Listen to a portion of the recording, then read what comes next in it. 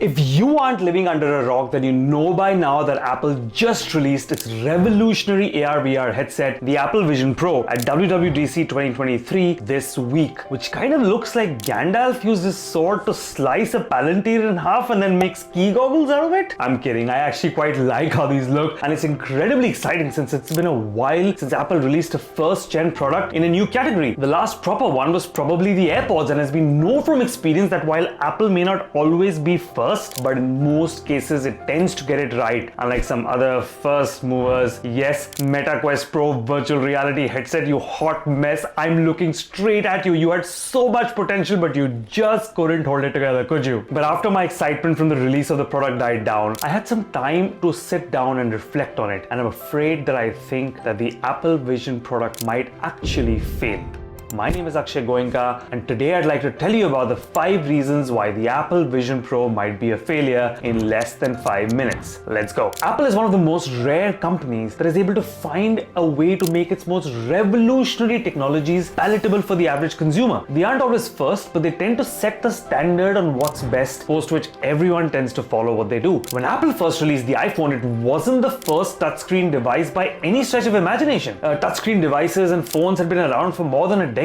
They just really sucked. Apple figured out the way to make it right by improving the touch experience from a resistive to a capacitive touch, by designing new user interfaces like the rubber banding effect that we've now come to take for granted, and getting rid of the need for a stylus, and building an open app store that allowed valuable functionality. But even then, the first generation of the iPhone didn't do that well. It was way too expensive and it didn't have 3G, and only from the second generation did it actually pick up. People were similarly skeptical about the Apple Watch and the AirPods when they first released. People weren't sure if they wanted to wear a gadget instead of a mechanical watch at all, and also they thought the AirPods looked kind of weird. They took more than a year and a second generation to actually take off. And of course, there are some times when Apple just completely gets it wrong, like that AirPods Max case that kind of made it look like the love child of a handbag and a bra, or the blue MacBook Air that scratches and nicks and fingerprints super easily, but they just keep selling, or that iPhone 4 that could do everything except actually make calls that don't drop, or the HomePod that was simply way too expensive to justify and they eventually had to discontinue, despite honestly the genuinely superb audio performance. But I digress. If I think about the Vision Pro headset, I see 5 big reasons why it might fail.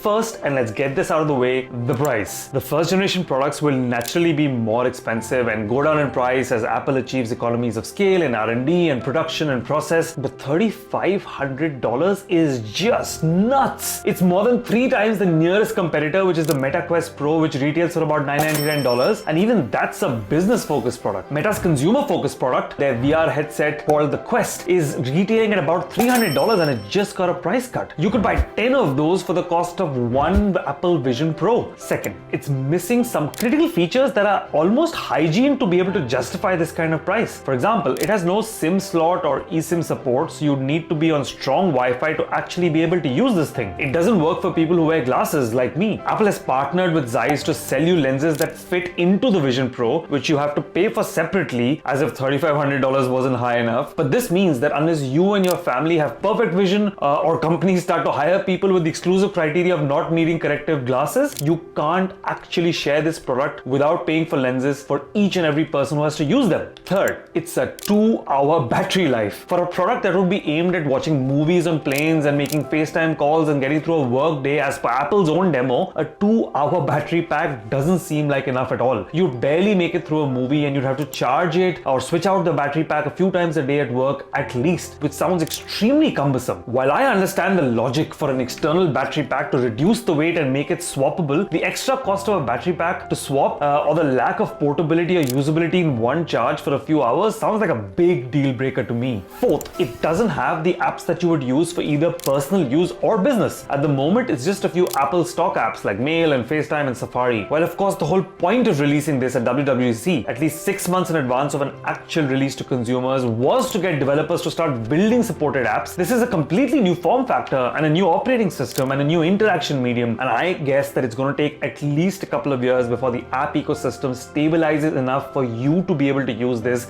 instead of a phone or a laptop for most tasks. And then fifth, and perhaps most importantly, it's unclear who it's for. With a $3,500 $500 price tag, Apple can't possibly imagine that the average consumer will be lining up to buy this product at launch. Except for a few rich early adopters, it's unlikely to be much of a consumer sell. Even the top 1% earners would think many times before just walking in and buying it, given between the fact that it makes you look like Darth Vader's lesser cousin from a lonely planet and the 2-hour battery pack that runs out before you can finish watching even Lord of the Rings, it doesn't seem very usable. So it's not for consumers. So is it for businesses? Well, it's hard to imagine how, at least in the beginning. The lack of work-focused apps like Office or Outlook or Gmail or Drive or Slack or Zoom and so on, usability of this product is quite limited. And add to that the need for individual lenses and a battery pack that you need to swap, it becomes harder and harder to sell to even a premium paymaster like a PE company or a management consulting firm or small fast-growing tech startups to actually buy these in any reasonable number. So is the Apple Vision Pro a wasted effort? A technology that's doomed to fail? Absolutely not. Quite the contrary. I'm incredibly excited about the technology in the Vision Pro. The ingredients are all there, but the current package and price just doesn't work. In all of the videos that you might have seen and heard about the 3D photos and the connectivity and the apps, you might have missed the actual magic that exists in this product. The pass-through, which is an industry first in the VR headset space, its combinatorial technology on either eye,